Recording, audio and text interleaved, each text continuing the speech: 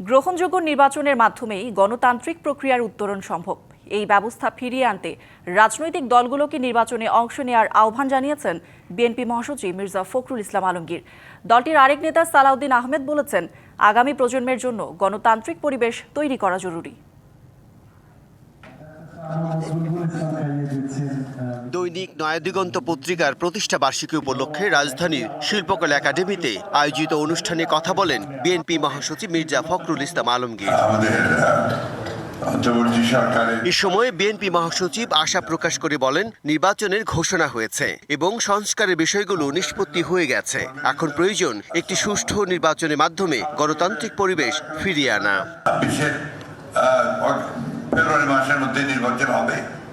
আমরা আশা করছি সঠিক সময়ে নির্বাচন অনুষ্ঠিত হবে, কিন্তু আমরা মনে করি এই সকলের কাছে গ্রহণযোগ্য একটা নির্বাচনের মধ্য দিয়েই আমরা কিন্তু একটা গণতান্ত্রিক ব্যবস্থাতে ফিরে যাওয়ার সুযোগ পাবো। একই অনুষ্ঠানে বিএনপির সিনিয়র নেতা সালাউদ্দিন আহমেদ ফ্যাসিবাদ ফিরে আসা রোধে সবাইকে ঐক্যবদ্ধ থাকার আহ্বান জানান।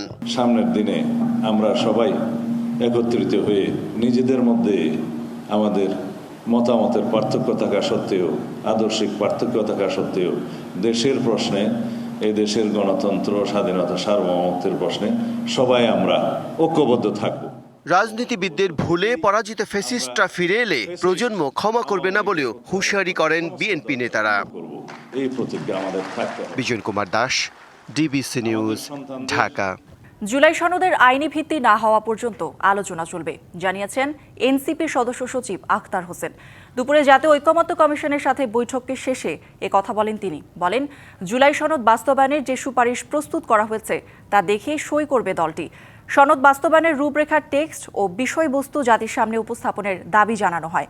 সকাল 10:15টার দিকে জাতীয় সংসদ ভবনের এলডি হলে বৈঠকটি শুরু হয়। প্রতিনিধি দলের নেতৃত্ব দেয় এনসিপি দলটির সদস্য সচিব আখতার হোসেন। অন্যদিকে জাতীয় ঐকমত্য কমিশনের সহ সভাপতি অধ্যাপক আলী রিয়াজ সহ কমিশনের সদস্যরা উপস্থিত ছিলেন। মূলত জুলাই সনদের আইনের ভিত্তি ও নিশ্চয়তা নিয়ে আলোচনা করতেই জাতীয় নাগরিক পার্টির সাথে জাতীয় ঐকমত্য কমিশনের এই বৈঠক। আইনি ভিত্তির জায়গাগুলোকে পরিষ্কার না করেই সরকার এবং ঐকমত্য কমিশন জুলাই সনদ স্বাক্ষরের অনুষ্ঠান সম্পন্ন করেছে। যে জুলাই সনদের যতটুকু অর্জন, সেটাকেও যদি পরিপূর্ণভাবে আমরা বাস্তবায়ন করতে চাই, তাহলে অবশ্যই এই বাস্তবায়নের পথরেখা জাতির কাছে পরিষ্কার করতে হবে এবং আমরা ঐকমত্য কমিশনের সঙ্গে আমাদের আলোচনা চলমান রাখবো। দর্শক, ঐকমত্য কমিশনের সাথে এনসিপির বৈঠকের আরও খবর জানাতে সংসদ ভবন এলাকা থেকে যুক্ত হচ্ছেন সহকর্মী নূপুর মাহমুদ। নূপুর, বৈঠকের পর এনসিপি নেতা আখতার হোসেনের বক্তব্য আমরা শুনেছি। এ নিয়ে ঐকমত্য কমিশনের কেউ কিছু বলেছেন কিনা বা ভেতরে আর কি আলোচনা হয়েছে কিছু জানতে পেরেছেন কিনা জানাবেন। করি আপনাকে কিছুক্ষণ আগেও কিন্তু আমি আপনার সাথে লাইভে যুক্ত থেকে বলেছিলাম যে আজকে ঐকমত্য কমিশনের সাথে একটি এনসিপির 5 সদস্যের একটি প্রতিনিধি দলের একটি ছোট্ট বৈঠক হয়েছে। ছোট্ট বললে ভুল হবে, প্রায় 3 ঘন্টার উপরে এই বৈঠকটি হয়েছে। আমরা এই বৈঠকটিকে দেখেছি যে তাদের মধ্য থেকে যে নেতারা এসেছেন 5 সদস্য বিশিষ্ট, তারা কিন্তু সকলেই কথা বলেছেন এবং জাতীয় ঐকমত্য কমিশনের কাছে জানতে চেয়েছেন যে আজকে যে আইনি যে জাতীয় সনদটি দেওয়া হয়েছে সেই বিষয়টি নিয়েও কিন্তু কথা উঠেছেন বলে আমরা কিন্তু ইতিমধ্যে জানতে পেরেছি। তিনি প্রায় 3 ঘন্টা পর বৈঠক শেষ করে এসে সাংবাদিকদের গণমাধ্যমে কথা বলেছেন। এনসিপির সদস্য সচিব আখতার হোসেন তিনি কিন্তু জানিয়েছেন তাদের যে মূল দাবিগুলো ছিল, যে বিষয়গুলো ছিল, সেগুলো কিন্তু তুলে ধরেছেন। তারা জাতীয় সনদ অনুষ্ঠানে কেন অংশগ্রহণ করেনি সে বিষয়টি কিন্তু ইনশিওর করেছে গণমাধ্যমে। তারা কিন্তু বলেছেন যে তাদের যতক্ষণ না পর্যন্ত যে সুপারিশগুলো দেখা হবে, ড্রাফটগুলো দেখা হবে, ততক্ষণ পর্যন্ত তারা কিন্তু এই জুলাই সনদে সই করবেন না। তারা কিন্তু বিভিন্ন বিষয় নিয়ে কথা বলেছেন এমনকিও যে তারা কিছুদিন আগেই প্রধান উপদেষ্টা লন্ডনে একটি বৈঠক করেন তারেক রহমানের সাথে, সেই বিষয়টিও কিন্তু তুলে ধরেছেন এবং বলেছেন যে কোনো এক পক্ষের হয়ে সরকার যেন কোনো কিছু না করেন, এই বিষয়টি কিন্তু ইনশিওর করার কথা বলেছেন। আমরা দেখেছি যে ইতিমধ্যে তারা আরো বিষয় নিয়ে কথা বলেছেন, যেমন গণভোট নিয়ে কথা বলেছেন, তাদের আইনি ভিত্তি দেওয়ার কথা বিষয়টি নিয়েও কিন্তু কথা বলেছেন এবং আইনি যে প্রক্রিয়া, সেই বিচারিক প্রক্রিয়া বিষয়গুলো কিন্তু তুলে ধরেছেন। গণভোট থেকে শুরু করে নোট অফ ডিসেন্ট, এই বিষয়গুলো কিন্তু তুলে ধরেছেন। আর সেই সাথে কিন্তু গণমাধ্যমের একটি প্রশ্নের পরিপ্রেক্ষিতে আক্তার হোসেন কিন্তু বলছিলেন যে তারা জোটে যাবে কিনা, জোটের বিষয় নিয়ে তাদের এখনো সিদ্ধান্ত হয়নি, তবে জোট নিয়ে তারা আলোচনা করছে। আরেকটি বিষয় বলেছেন যে তারা শাপলা প্রতীক নিয়েই কিন্তু ত্রয়োদশ জাতীয় সংসদ নির্বাচনে অংশগ্রহণ করবেন, এই বিষয়টি কিন্তু বারবার বলছেন এবং তাদের যে সংগ্রাম সেই সংগ্রামটি কিন্তু চালিয়ে যাওয়ার প্রতিশ্রুতি দিচ্ছেন। গণমাধ্যমে বলছেন তারা এই সংগ্রামের মাধ্যমেই কিন্তু তাদের এই শাপলাকে অর্জন করে নেবেন। আরেকটি বিষয় ছিল যে বিষয়টি আপনি আমার কাছে জানতে চেয়েছিলেন স্পেসিফিকভাবে, যে ঐক্যমত্য কমিশনের পক্ষ থেকে কেউ কথা বলেছেন কিনা। না, এখন পর্যন্ত ঐক্যমত্য কমিশনের পক্ষ থেকে কোনো সদস্য বা সহসভাপতি কেউই কিন্তু এখন পর্যন্ত গণমাধ্যমে কথা বলেনি। তবে এখনো আমরা এই জায়গায় আছি, এখনো দেখার বিষয় যে আসলে তারা কোনো বিষয় নিয়ে কথা বলবেন কিনা। তো কৌরি, এখন পর্যন্ত আমার কাছে এই ছিল সর্বশেষ। পরবর্তীতে আপনার সাথে যুক্ত হয়ে আবারও জানাতে পারবো ঐক্যমত্য কমিশনের পক্ষ থেকে কোনো কথা বলছেন কিনা। ফিরে যাচ্ছে আপনার নিশ্চয় নূপুর, ধন্যবাদ আপনাকে। 2 দশক পর যৌথ অর্থনৈতিক কমিশনের বৈঠকে বসতে যাচ্ছে বাংলাদেশ ও পাকিস্তান। এ উপলক্ষে 26শে অক্টোবর ঢাকায় আসছেন পাকিস্তানের জ্বালানি ও পেট্রোলিয়াম বিষয়ক মন্ত্রী আলী পারভেজ মালিক। আন্তর্জাতিক সম্পর্ক বিশ্লেষকরা বলছেন স্থবির না রেখে সম্পর্ক এগিয়ে নেয়ার এই চেষ্টা ভালো, তবে তা কতটুকু কার্যকর হবে সেটাই দেখার বিষয়। 27শে অক্টোবর ঢাকায় বাংলাদেশ পাকিস্তান নবম জেএসি বৈঠক অনুষ্ঠিত হতে চলেছে। বৈঠকে বাংলাদেশের প্রতিনিধি দলের নেতৃত্ব দেবেন অর্থ উপদেষ্টা ডক্টর সালাউদ্দিন আহমেদ। আর পাকিস্তানের পক্ষে শুরুতে দেশটির অর্থমন্ত্রী আহাদ খান চিমার আসার কথা থাকলেও তার পরিবর্তে আসছেন পেট্রোলিয়াম ও জ্বালানি বিষয়ক মন্ত্রী আলী পারভেজ মালিক। শেষ মুহূর্তে এই পরিবর্তন হলো। পররাষ্ট্র উপদেষ্টা এ বিষয়ে বলেন, পাকিস্তানের সঙ্গে স্বাভাবিক সম্পর্কের সেতু গড়তেই এই উদ্যোগ। পাকিস্তানের সাথে আমি প্রথমেই বলেছি আমরা একটা স্বাভাবিক সম্পর্ক চাই। সেই স্বাভাবিক সম্পর্ক মধ্যে তো এই ধরনের সফর অন্তর্ভুক্ত। তবে সবকিছুর আগে অর্থনৈতিকভাবে বাংলাদেশের স্বার্থটাকে গুরুত্ব দিয়ে বিবেচনা করছেন আন্তর্জাতিক সম্পর্ক বিশ্লেষকরা। বাংলাদেশের যারা ব্যবসায়ী তারা কি সুযোগ পাবে, কারণ স্বাভাবিকভাবে বাংলাদেশি ব্যবসায়ীরা চাইবে না যে বাংলাদেশের মধ্যে আর একটা নতুন কম্পিটিশন হোক যেখানে তারা ভালো করছে।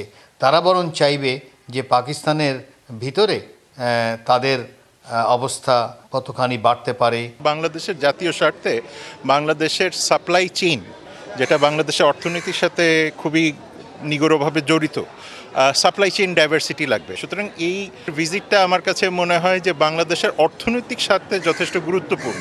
বাংলাদেশ পাকিস্তান সম্পর্ক উন্নয়নে আঞ্চলিকভাবে কি প্রভাব পড়বে তারও বিচার বিশ্লেষণ করার তাগিদ দেন তারা।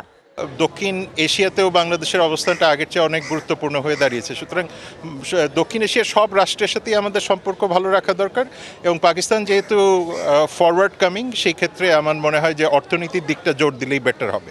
বাংলাদেশ আমার মনে হয় না পাকিস্তানের সাথে আমেরিকা কি সম্পর্ক, বা পাকিস্তানের সাথে ভারতের কী সম্পর্ক, বা পাকিস্তানের সাথে আফগানিস্তানের, সেইটা বিবেচনা করে বাংলাদেশ সম্পর্ক করবে তা না। বাংলাদেশ দেখবে যে পাকিস্তানের সাথে সম্পর্ক করে আমার কী লাভ।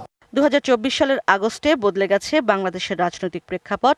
এই পরিস্থিতিতে এবছরই ঢাকা সফর করে গেছেন পাকিস্তানের পররাষ্ট্র সচিব ও পররাষ্ট্রমন্ত্রী।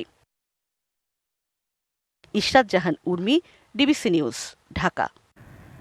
শাহজালাল বিমানবন্দরের কার্গো ভিলেজের আগুনের ঘটনা তদন্তে চীন, যুক্তরাষ্ট্র, অস্ট্রেলিয়া ও তুরস্ককে আমন্ত্রণ জানানো হয়েছে, জানালেন স্বরাষ্ট্র উপদেষ্টা জাহাঙ্গীর আলম চৌধুরী।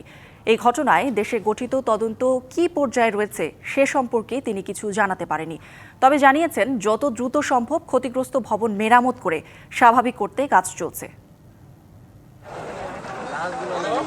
ঠিক এক সপ্তাহ আগে শাহজালাল আন্তর্জাতিক বিমানবন্দরে কার্গো ভিলেজ পুড়ে ক্ষতি হয় হাজার হাজার কোটি টাকার। শনিবার দুপুরে পুড়ে যাওয়া সেই কার্গো ভিলেজের ক্ষতিগ্রস্ত অংশ দেখতে আসেন স্বরাষ্ট্র উপদেষ্টা। পরিদর্শন শেষে গণমাধ্যমের সাথে কথা বলেন উপদেষ্টা। এ সময় তিনি দাবি করেন, এত বড় আগুন লাগার পরও সেদিন রাত 9টার মধ্যে তা নিয়ন্ত্রণে আসায় বিমানবন্দরের স্বাভাবিক কার্যক্রম চালু করা সম্ভব হয়। বলেন, আগুনের ঘটনা তদন্তে 4টি দেশকে আমন্ত্রণ জানানো হয়েছে। এই অগ্নিকাণ্ডের ভিতরে যদি কোনো অব্যবস্থাপনা থাকে, এই জন্য আমরা 4টা দেশের ইনভাইট করছি তাদের আসার জন্য। ইংল্যান্ডকে ইনভাইট করা হয়েছে, আপনার অস্ট্রেলিয়ারে ইনভাইট করা হয়েছে, চায়নারে ইনভাইট করা হয়েছে, টার্কিরে ইনভাইট করা হয়েছে। তাদের স্পেশালিস্ট আমরা আনতে চাচ্ছি, তারা একটা ইনভেস্টিগেশন করে মানে কারণটা কি এবং কে দায়ী এটা তারা বের করতে পারে। স্বরাষ্ট্র উপদেষ্টার দাবি অতিরিক্ত দাহ্য পদার্থ থাকার কারণে আগুনের মাত্রা এতটা ছড়িয়েছে। 4 মিনিটের ভেতর অগ্নি নির্বাপক দল কাজ শুরু করে বলে দাবি তার। ফেল করে নাই, নিভাইছে। আগুন যদি না নিভাইতো তো সব জায়গায় যেত, ফেল করলো কিভাবে? আগুন চলে গেছে, আগুন তারা নিভাইছে, বাট সময় লাগছে। এরকম 9:30 সময়ের মধ্যে তো তারা করে দিছে, অলরেডি এয়ারপোর্ট মানে চালু করে দিছে। দাহ্য জাতীয় পদার্থ খুব বেশি ছিল, অনেক সময় বাতাস থাকলেও আবার অনেক সময় নিভাইতে সময় লাগে। প্রবাসীদের জন্য ই-গেট সিস্টেম চালু, পাসপোর্ট ফি কমিয়ে আনতে সরকার চেষ্টা করছে বলেও জানান স্বরাষ্ট্র উপদেষ্টা। আগুনের ঘটনায় দেশে গঠিত একাধিক তদন্ত কমিটি কাজ করছে, তবে তদন্ত কোন পর্যায়ে এ বিষয়ে কিছু জানাননি তিনি। আচ্ছা, ভালো থাকেন, দোয়া করেন। শাহ ইমন, ডিবিসি নিউজ, ঢাকা। ফেব্রুয়ারিতে ত্রয়োদশ জাতীয় সংসদ নির্বাচন। সারা দেশ প্রস্তুত হচ্ছে একটি অবাধ, সুষ্ঠু ও গ্রহণযোগ্য নির্বাচনের জন্য। কি ভাবছেন সাধারণ মানুষ থেকে শুরু করে আগামীর জনপ্রতিনিধিরা? সে কথা জানাতে ডিবিসি নিউজের ইলেকশন এক্সপ্রেস ছুটে যাচ্ছে সব সংসদীয় আসনে। এখন রয়েছে সংসদীয় আসন 75, কুষ্টিয়া 1-এ। ডিবিসি ইলেকশন এক্সপ্রেসে আজ আমরা আছি কুষ্টিয়া 1 আসন, সংসদীয় আসন 75। আজ আমরা সারাদিন থাকবো কুষ্টিয়া 1 এবং 2 আসনে, কথা বলবো এখানকার যারা জনপ্রতিনিধি প্রত্যাশী তাদের সঙ্গে। আমাদের সঙ্গে আজ যুক্ত আছেন দৌলতপুর 1 আসনের সংসদ সদস্য প্রার্থী, স্থানীয় এবং বিএনপির সভাপতি এবং সাবেক সংসদ সদস্য বাচ্চুর সাথে। আমরা বাচ্চু ভাই একটু জানতে চাই, এবার আপনি নমিনেশন প্রার্থী এবং আগেও আপনি সংসদ সদস্য ছিলেন, বিগত সময় অনেক মামলা শিকার হয়েছেন, জেল খেটেছেন। এইবার দলের থেকে আপনি কতটা আশা যে নমিনেশন পাবেন? আমি 100% আশাবাদে আমি নমিনেশন পাব। তার কারণ হচ্ছে দীর্ঘ 16টি বছর আমার উপজেলায় 42টি মামলা হয়, 1800 আসামি হয়। আমার নিজ অর্থায়নে তাদেরকে আমি জামিন করেছি। যারা জেলে গেছে আমার নিজ অর্থায়নে তাদেরকে জামিন করেছি হাইকোর্ট থেকে, তাও জজ কোর্ট না। যে কারণে দলের 99% নেতাকর্মী আমার পক্ষে, সাধারণ পাফাটা মানুষ আমার পক্ষে। আমি ঢাকা শহরে বাস করি না, আমি গ্রামে বাস করি। গ্রামের সাধারণ মানুষের সাথে আমার ব্যক্তিগত সম্পর্ক, যে কারণে দল বিভিন্ন সময় সার্ভে করেছে। আমি আশা করি সেই সার্ভে রিপোর্টের ভিত্তিতে 100% আশাবাদে আমি নমিনেশন পাবো। আমরা দেখেছি এই আসনে আপনি ছাড়াও অনেক বিএনপির প্রার্থী রয়েছেন যারা নমিনেশন চায়। তাদের ক্ষেত্রে আপনার কি, বা নতুনদের জন্য আপনি ছেড়ে দেবেন কিনা, বা আপনি যদি তারা পায় সেক্ষেত্রে আপনি আসলে কি করবেন? দল যাকে নমিনেশন দেবে, তারেক রহমান যার পক্ষে কাজ করতে বলবে তারই কাজ করব। আমাকে বাদ দিয়ে যদি দল তারেক রহমান মনে করে আরেকজন ভালো প্রার্থী, আমি অবশ্যই তার পক্ষে কাজ করব। তো বিগত সময়ে এই আসনে সংসদ সদস্য ছিলেন, আমরা দেখেছি এই আসনের 3টা ইউনিয়ন রয়েছে যেগুলো নদী ভাঙন প্রবণিত এলাকা। আমরা দেখেছি সেইগুলো এখনো বিপর্যস্ত অবস্থায় রয়েছে। পাশাপাশি মাদকের অনেক আখড়া বলা চলে এই আসনটাকে। আপনি যদি নমিনেশন পান এবং এমপি হন, সেক্ষেত্রে আপনি কি করবেন? এইগুলো উদ্যোগ নিন। বর্তমানে দৌলতপুর উপজেলার মরিচা ইউনিয়ন কয়েকটি গ্রাম পদ্মায় বিলীন হয়ে গেছে। আর 2টি ইউনিয়ন যে পদ্মার পাশে, তারা কিন্তু আপাতত ভাঙন নাই তাদের। আমার প্রথম 1 নাম্বার কাজই হবে, যদি আল্লাহ আমাকে এমপি করে এবং দল ক্ষমতায় যায়, মরিচার ভাঙন রোধ। আর মাদক, এটা সারা বাংলাদেশে আছে। আমার উপজেলায় বর্ডার আছে, বর্ডার দিয়ে প্রচুর মাদক অস্ত্রও আসে। এবং আমি যদি এমপি হই, মাদক ব্যবসায়ী, চাঁদাবাজ, সন্ত্রাসী আমি দৌলতপুরে তাদের বাস করতে দেব না। এটা আমার প্রত্যেকটি জনসভায়, বিভিন্ন কর্মী সভায় আমি আমার বক্তব্য স্পষ্ট করে যাচ্ছি। আওয়ামী লীগের দুর্গ ছিল, তার আগে আমরা দেখেছি এই আসনটা বিএনপির এক সময় দুর্গ ছিল। আপনারা পুনরুদ্ধারের কাজ করছেন, পাশাপাশি জামাত বলছেন তারাও এখন সক্রিয় এবং তাদেরকে জনগণ সমর্থন দিচ্ছে এবং তৃতীয় শক্তি হিসেবে তাদেরকে দেখতে চাচ্ছে। আপনারা দুর্গ ফিরিয়ে আনার চেষ্টা করছেন এবং সেক্ষেত্রে আপনাদের নারী ভোটার আমরা দেখেছি এখানে প্রায় সমান। নারীদের জন্য এবং বেকার যুবকদের জন্য আপনারা কি পরিকল্পনা নিয়েছেন? এখানে বেকার যুবক এবং বেকার নারীরা যারা শিক্ষিত, তাদের জন্যই 1980 সালে সাবেক প্রধানমন্ত্রী শাহজুর রহমান এখানে ভোকেশনাল কলেজ করেছিলেন, যেটা এখন পলিটেকনিক কলেজ হয়ে গেছে। এবং আমি যদি এমপি হই, তাদের চাকরি বাকরির জন্য যা কিছু করার বিভিন্ন জায়গায় তদবির করে তাদেরকে প্রোভাইড করার আমার আপ্রাণ চেষ্টা থাকবে। তরুণদের নিয়ে আপনার ভাবনাটা কি? তরুণরাই তো আগামীতে সমাজ পরিবর্তন করবে। অতএব তরুণদের নিয়ে আমার ভাবনা হচ্ছে তরুণরাই সামনে এগিয়ে আসবে। তরুণদের যারা চাকরি করতে চায় চাকরি করবে, যারা ব্যবসা করতে চায় তাদের ব্যবসার সুযোগ সুবিধা তৈরি করার জন্য আমার যতটুকু সম্ভব আমি সে কাজ করব। ধন্যবাদ আপনাকে আমাদের ডিবিসি এক্সপ্রেশনের সঙ্গে থাকার জন্য। আমরা কথা বলছিলাম এই আসনের বিএনপি মনোনীত একজন প্রার্থীর সঙ্গে। তিনি জানাচ্ছিলেন তার কর্মপরিকল্পনা এবং তিনি যদি এমপি হন কি করবেন। এবং আমরা পরবর্তীতে কুষ্টিয়া 2 আসনে থাকবো, সেখানে আমাদের সঙ্গে স্থানীয় যারা সংসদ সদস্য প্রার্থী রয়েছেন তারাও আমাদের সঙ্গে যুক্ত থাকবেন। 22 দিনের নিষেধাজ্ঞা শেষে আজ মধ্যরাতে ইলিশ শিকারে নামছেন জেলেরা। নদীতে মাছ ধরতে সব প্রস্তুতি শেষ করেছে উপকূলের লাখ লাখ জেলে। মাছ ঘাটগুলোতেও বেড়েছে ব্যস্ততা, তাদের চোখে মুখে আনন্দের ছাপ। এবছর মা ইলিশ রক্ষা কার্যক্রম সফল হওয়ায় উৎপাদন বাড়বে মনে করছেন সংশ্লিষ্টরা।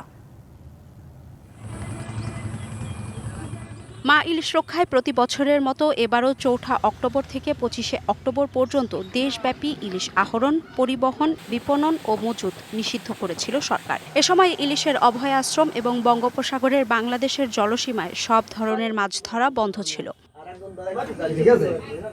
নিষেধাজ্ঞা শেষে মাছ শিকারে নামার জন্য পুরোপুরি প্রস্তুত জেলে। জাল, নৌকা সহ দরকারি সরঞ্জাম গোছাতে ঘাটগুলোতে তাদের ব্যস্ততা চোখে পড়ার মতো। তবে নিষেধাজ্ঞা চলাকালীন সরকারের পক্ষ থেকে বরাদ্দকৃত খাদ্য সহায়তা নিয়ে এবারও অভিযোগ জেলেদের। 40 কেজি চাউলে এবছর 25 কেজি দিয়েছে, 25 কেজি চাউল আমরা পাইনি। 25 কেজি চাউলে 200 করে টাকা নেই, টাকা দেবো না, চাউল দেবে না, আর একখানে দিয়ে দেবে। বাচ্চা কাচ্চা আছে, দেখা যায় মা বাপ মার অসুখ, পোলানের অসুখ, 25 কেজি 20 কেজি চাইল কি হয় না, মানুষ হলাম সংসারে 10-12 জন। জেলে তালিকায় অন্য পেশার মানুষদের অন্তর্ভুক্তির অভিযোগও তুলছেন কেউ কেউ। আমাকে দাবি খালি মৎস্য অফিসারের যে চাউল অরিজিনাল জাইলে যারা হেরে যেন চাউলটা পায়। মাছ ধরা বন্ধ থাকায় প্রচুর ইলিশ ধরা পড়বে এমন প্রত্যাশা জেলেদের, আর কাঙ্ক্ষিত মাছের দেখা পেলে ক্ষতি পুষিয়ে নেওয়ার আশা। এখন অভিযানের পরে গাঙ্গে লামু, আল্লাহ যদি মাছ গাঙ্গে থাকে তো পামু। যদি আল্লাহ মাছ পোনা দেয় তাইলে তো ইনশাআল্লাহ মানুষের ঋণ পরিশোধ করতে পারবো। এই সম্মিলিত প্রচেষ্টায় এবছর মা ইলিশ নিরাপদে ডিম ছাড়ার সুযোগ পেয়েছে বলে দাবি এই কর্মকর্তার। এইবারের অভিযানটা যা হয়েছে আর কি, আমরা সবগুলা বাহিনী সমন্বিতভাবে কাজ করেছিলাম, যার ফলশ্রুতিতে আমরা একটা ভালো রেজাল্ট পেয়েছি। ইলিশ উৎপাদনে একটা পজিটিভ ইমপ্যাক্ট পড়বে। আর এতদিন নিষেধাজ্ঞা ভালো মতো পালিত হয়েছে। আশা করি আজ রাত 12টা 1 মিনিট থেকে জেলেরা নদীতে নামবেন, সাগরে যাবেন। আশা করি তারা প্রচুর মাছ পাবেন। মা ইলিশ রক্ষায় এবছর জেলা টাস্ক ফোর্সের নেতৃত্বে 400-র বেশি অভিযান পরিচালনা করা হয় নদীতে। Arghamitra Tarafdar, DBC news desk. গাজায় যুদ্ধবিরতির পরও মানবিক সংকট কাটছে না। জাতিসংঘ জানিয়েছে অন্তত 15 লাখ মানুষের এই মুহূর্তেই জরুরি সহায়তার প্রয়োজন। কিন্তু ইসরায়েল সীমান্ত খুলে না দেওয়ায় অসহায় ফিলিস্তিনিদের কাছে ত্রাণ পৌঁছানো সম্ভব হচ্ছে না। যুদ্ধবিরতির ঘোষণা সত্ত্বেও গাজার বাস্তবতা এখন ধ্বংস, ক্ষুধা আর হতাশায় মোড়া। জাতিসংঘ বলছে যদি দ্রুত সীমান্ত না খোলে তবে গাজায় মানবিক বিপর্যয় আরও ভয়াবহ রূপ নেবে। মানবিক সহায়তা বন্ধ থাকায় সংকট আরও গভীর হচ্ছে গাজায়। আন্তর্জাতিক চাপ থাকলেও সীমান্ত খুলে দেওয়ার কোনো ইঙ্গিত দেয়নি ইসরায়েল। এদিকে মিশরের রাজধানী কায়রোতে ফিলিস্তিনি সহ বিভিন্ন গোষ্ঠীর বৈঠক শেষে জানানো হয়েছে যুদ্ধ পরবর্তী গাজা পরিচালনার দায়িত্ব নেবে একটি স্বাধীন টেকনোক্রেট কমিটি, যেখানে সরাসরি কোনো রাজনৈতিক দল থাকবে না। হামাসের পক্ষ থেকেও এই প্রস্তাবে সম্মতি জানানো হয়েছে। তবে যুক্তরাষ্ট্রের পররাষ্ট্রমন্ত্রী মার্কো রুবিও বলেছেন গাজার ভবিষ্যৎ প্রশাসনে জাতিসংঘের সংস্থা UNRWA কিংবা হামাস দুপক্ষেরই কোনো ভূমিকা থাকবে না। এদিকে দখলকৃত পশ্চিম তীরে নাবলুস, হেব্রন ও জেনিনে সামরিক অভিযান চালাচ্ছে ইসরায়েলি বাহিনী। বাসিন্দাদের জোরপূর্বক উচ্ছেদের পাশাপাশি চলছে ধরপাকড়। অন্যদিকে লেবাননে ইসরায়েলি ড্রোন হামলায় হেজবুল্লাহর দক্ষিণ লেবাননের লজিস্টিক্স প্রধান আব্বাস হাসান কারাকি নিহত হয়েছেন। ইসরায়েলের দাবি যুদ্ধবিরতি চুক্তি লঙ্ঘনের জবাবে এই হামলা। 2023 সালে গাজা যুদ্ধের পর থেকে লেবানন সীমান্তে উত্তেজনা বাড়ে। 2024 সালের সেপ্টেম্বর পর্যন্ত ইসরায়েলি হামলায় হিজবুল্লাহর শতাধিক সদস্য নিহত হয়। যুদ্ধবিরতি চুক্তি অনুযায়ী দক্ষিণ লেবানন থেকে হিজবুল্লাহ সেনা প্রত্যাহারের কথা থাকলে হলেও ইসরায়েল বলছে সংগঠনটি এখনও সক্রিয় এবং চুক্তি ভঙ্গ করছে। The group is fortifying positions. Hasna Akter, DBC news desk. বাংলাদেশের জার্সি গায়ে খেলতে রাজি হয়েছেন ব্রিটিশ বংশোদ্ভূত ফুটবলার ট্রেভর ইসলাম। এরই মধ্যে তার পাসপোর্ট তৈরির কাজ চলছে বলে জানিয়েছেন তার এজেন্ট। অন্যদিকে আরেক প্রবাসী ফুটবলার জায়ান হাকিমের পাসপোর্ট তৈরির কাজও চলছে বলে জানিয়েছে কনফিয়েন্সা স্পোর্টস ম্যানেজমেন্ট। দিন দিন বাংলাদেশ জাতীয় দলে যুক্ত হচ্ছেন প্রবাসী ফুটবলাররা। হামজা চৌধুরী ও সুমিত সোমের যোগদানের পর থেকে এই ধারা আরও জোরালো হচ্ছে। এতে নতুন করে আশার আলো দেখছে বাফুফে। বাংলাদেশের দীর্ঘদিনের সমস্যা নাম্বার 9 পজিশন। সেই ঘাটতি পূরণে নতুন আশার নাম হতে পারেন যুক্তরাষ্ট্রে বেড়ে ওঠা ফুটবলার ট্রেভর ইসলাম। বর্তমানে তিনি স্ট্যানফোর্ড মেন্স সকারের ক্লাবের হয়ে খেলছেন। গোল করার অসাধারণ দক্ষতার জন্য পরিচিত এই ফরোয়ার্ড। তাকে ঘিরে ইতিমধ্যে আশাবাদী ফুটবল মহল। তিনিও লাল সবুজ জার্সি গায়ে জড়ানোর ইচ্ছা প্রকাশ করেছেন। ট্রেভর ইসলাম হচ্ছে ওই বাংলাদেশ ন্যাশনাল টিমের হয়ে খেলার জন্য আগ্রহ দেখিয়েছে, তো এই কারণে হচ্ছে, এবং ওর যেহেতু পাসপোর্ট নাই, তো ওদের পাসপোর্টগুলো করতে হবে, তারপর হচ্ছে সে তার পাসপোর্টে কাজ করতে পারবে। আর এই মুহূর্তে ও হচ্ছে কিছু পরীক্ষা থাকার কারণে মানে এই বছর উইন্ডোতে পাওয়া তাকে সম্ভব না। এটা হয়তো আগামী বছর উইন্ডোতে যদি বাফুফে চায় আর হেড কোচ চায় সেক্ষেত্রে সম্ভব হবে। এদিকে আরেক প্রবাসী ফুটবলার জায়ান হাকিমকে নিয়েও কাজ করছেন আবিদ আনোয়ার। তিনি বর্তমানে ইংল্যান্ডের ক্লাব বারওয়েল এফসির হয়ে খেলছেন। তবে কিছু জটিলতার কারণে চলতি বছর তাকে পাওয়া নিয়ে রয়েছে ধোঁয়াশা। হাকিমের আমরা এমন একটা পর্যায়ে আছি যে পর্যায় থেকে একটু ডিটেলস বললে কিছু জিনিস শেয়ার করতে হবে যেটা কিনা প্লেয়ারের প্রাইভেসি ব্রিচ করবে। তো আমি এই ব্যাপারে আসলে বিস্তারিত বলতে চাচ্ছি না। পাওয়ার ব্যাপারে নিশ্চয়ই আছে, কারণ আমরা যখন কিউবাকে নিয়ে কাজ করতেছিলাম সবাই বলতেছিল যে কেন লেট হচ্ছে। কিউবা আমরা সফলতার সহিত কাজ করতে পারছি, ইনশাল্লাহ আমরা জায়ান হাকিমেরটা শেষ করতে পারবো। এই দুই প্রবাসী ফুটবলার যুক্ত হলে স্কোরিং সংকট দূর হবে এমনটাই আশা সমর্থকদের। Fardin Saju, DBC news, Dhaka. 3 ম্যাচের টি-20 সিরিজ সামনে রেখে চট্টগ্রামে অনুশীলন করছে ওয়েস্ট ইন্ডিজ দল। আজ অনুশীলন করবে বাংলাদেশ দলও। সন্ধ্যা 6টায় শুরু হবে লিটনদের অনুশীলন। টি-20 সিরিজ কাভার করতে চট্টগ্রামে আছেন সহকর্মী শাহান পাপন, যুক্ত হব তার সাথে। পাপন, টি-20 সিরিজের জন্য আজ অনুশীলন শুরু করছে দুই দল। টি-20-র উইকেট কেমন হতে পারে এবং দুই দলের অবস্থা কেমন দেখলেন জানাবেন। আমরা শুরুতেই যেটা দেখতে পেয়েছিলাম যে ওয়েস্ট ইন্ডিজের ক্রিকেটাররা চট্টগ্রামে এই স্টেডিয়ামে এসে শুরুতেই সেন্টার উইকেট কিন্তু না, আসলে নেটে যেখানে অনুশীলন হয় সেই অনুশীলনের উইকেটগুলো যেভাবে খুঁটিয়ে খুঁটিয়ে পরীক্ষা করছিলেন, আসলে সেটা দেখেই বোঝা গেছে যে উইকেট নিয়ে আসলে কতটা তারা আসলে ভয়ের মধ্যে আছে। ঢাকায় যে উইকেটে আসলে তারা খেলেছে সেই ভীতিটাই যেন চট্টগ্রামেও তাদেরকে বয়ে বেড়াচ্ছে। এবং শেষ পর্যন্ত যেটা দেখা গেছে চট্টগ্রামের উইকেট যেরকম হয় গতানুগতিক, সেখানে আসলে স্পোর্টিং উইকেটই থাকে। এখনো পর্যন্ত নেটের উইকেট গুলো দেখে সেটাই মনে হচ্ছে যে স্পোর্টিং উইকেটই হবে চট্টগ্রামের। এবং চট্টগ্রামের যে কিউরেটার আছে এবং যারা পরিচর্যা করে থাকে তাদের সাথেও আমাদের কথা হয়েছে, তারাও কিন্তু বলেছেন যে চট্টগ্রামে যে গতানুগতিক উইকেটগুলো হয়ে থাকে স্পোর্টিং উইকেট, সেই উইকেটই থাকবে। এবং আজকে চট্টগ্রাম, গতকালকে এসেছে ওয়েস্ট ইন্ডিজ দল এবং বাংলাদেশও এসেছে। বাংলাদেশের কয়েকজন ক্রিকেটার আজকে এসেছে চট্টগ্রামে। তা বাংলাদেশ দল সন্ধ্যা 6টায় অনুশীলন করবে। এখানে ফ্লাড লাইটের আলোয় তারা অনুশীলন করবে। এখন চট্টগ্রামে এই মুহূর্তে ওয়েস্ট ইন্ডিজ ক্রিকেট দল অনুশীলন করছে এবং তাদের অনুশীলনে যেটা আমরা দেখতে পাচ্ছি যে সেটাই গুরুত্ব দিচ্ছে তারা, বরাবরই যেটা দিয়ে থাকে আর কি, ব্যাটিং। এবং ব্যাটিং আসলে তারা যথারীতি শক্তিশালী। এবং ওয়েস্ট ইন্ডিজ দল টি-20-তে কতটা বড় প্রতিপক্ষ এবং শক্ত প্রতিপক্ষ সেটা নতুন করে বলার কিছুই নেই। বাংলাদেশও কিন্তু সম্প্রতি টি-20 ভালো করছে এবং সেই ধারাটা বজায় থাকবে ওয়েস্ট ইন্ডিজের বিপক্ষে, সেটাই কিন্তু আসলে প্রত্যাশা করা হচ্ছে। এবং লাকি গ্রাউন্ড চট্টগ্রামে বাংলাদেশ সিরিজ জিতবে, সেটাই কিন্তু আসলে প্রত্যাশা। তো ধন্যবাদ আপনাকে। নভেম্বরে গণভোট, জুলাই সনদ বাস্তবায়ন সহ 5 দফা দাবিতে ঢাকা সহ সব মহানগরী ও বিভাগীয় শহরে বিক্ষোভ সমাবেশ ও মিছিল করেছে জামায়াতে ইসলামী সহ 8টি রাজনৈতিক দল। সকালে গাজীপুরের জয়দেবপুরের শিববাড়ি মোড়ে আয়োজিত বিক্ষোভ সমাবেশে অংশ নেন জামায়াতের নেতাকর্মীরা। বক্তারা বলেন, জুলাই জাতীয় সনদ হচ্ছে জনগণের মুক্তির রূপরেখা। সনদ বাস্তবায়ন আদেশ জারির মাধ্যমেই দেশে প্রকৃত গণতন্ত্র ও ন্যায়ভিত্তিক সমাজ প্রতিষ্ঠিত হবে। সমাবেশ শেষে শহরের প্রধান সড়ক প্রদক্ষিণ করে বিক্ষোভ মিছিল বের হয়। মিছিলটি শহরের বিভিন্ন সড়ক ঘুরে আবার শিববাড়ি মোড়ে এসে শেষ হয়। শেরপুরের নালিতাবাড়িতে গভীর নলকূপ বসাতে গিয়ে গ্যাসের সন্ধান পেয়েছেন স্থানীয়রা। বোরিংয়ের গর্ত দিয়ে অনবরত বের হচ্ছে গ্যাস, আর সেই গ্যাসেই চলছে রান্নাবান্না। এতে এলাকাবাসী খুশি হলেও দুর্ঘটনার শঙ্কা রয়েছে। গ্যাসের সম্ভাব্যতা যাচাইয়ে সরকারের প্রতি অনুরোধ জানিয়েছেন এলাকাবাসী। প্রয়োজনীয় ব্যবস্থা নেওয়ার আশ্বাস দিয়েছেন উপজেলা নির্বাহী কর্মকর্তা। শেরপুরের নালিতাবাড়ির রূপনারায়ণ কোড়া ইউনিয়নের গাছগড়া মধ্যপাড়া গ্রামে মাটির নিচ থেকে বেরোচ্ছে গ্যাস। গভীর নলকূপ বসানোর সময় হঠাৎ করে বুদবুদ করে উঠতে থাকে পানি। এরপরই সেখানে আগুন দিতেই জ্বলে ওঠে। স্থানীয় শ্রমিক নূর মোহাম্মদের বাড়িতে সাবমার্সিবল পাম্প বসানোর সময় মাটির 55 ফুট গভীরে পাইপ স্থাপন করতে গিয়ে গ্যাসের সন্ধান মেলে। এরপর আরও 2 জায়গায় খনন করলেও একইভাবে গ্যাস বের হতে থাকে। সাব মোটর কারবা গেলে মনে করেন মিস্ত্রি যোগাযোগ করে মিস্ত্রি আইসি একই জায়গায় 3টা বোরিং করছে কিন্তু হইলো না। সকালবেলা পরে মনে করেন মাটির উপরে মনে করেন হেনার মতন গ্যাসের উপরে মনে করেন বাইরে হইতেছে। কলের লাগে আর কি বোরিং করছি, পানি টানি আর না খাওয়া লাগে। বোরিং করার পরে 3টা করার পরে এই 3টার মধ্যে একই সমস্যা, গ্যাসের সমস্যা।